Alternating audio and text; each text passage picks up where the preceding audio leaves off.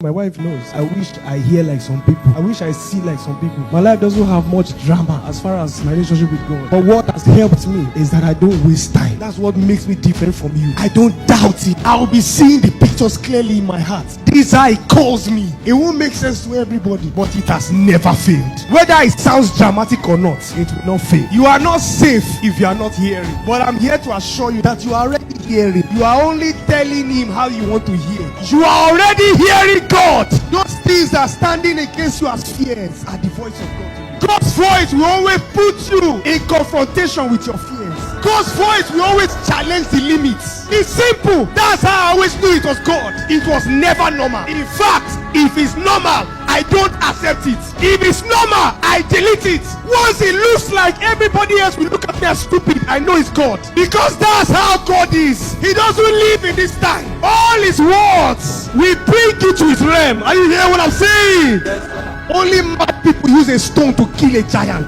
How can a giant confront an entire army for 40 days and you come with catapults and you tell me David's not hearing God? Which man talks to a person like that? Something must have been talking to him, yes or no?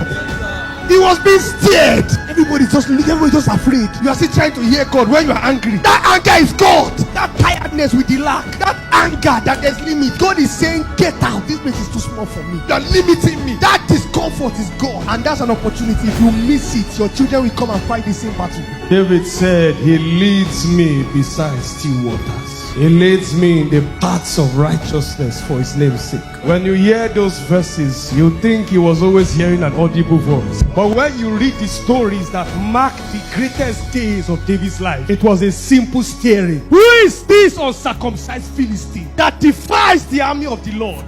He didn't hear any voice. I didn't read that in my Bible. But he defied the fear of every single person. You lift your right hand to God and scream this out. I am sensitive to the steerings of God. I am overwhelmed.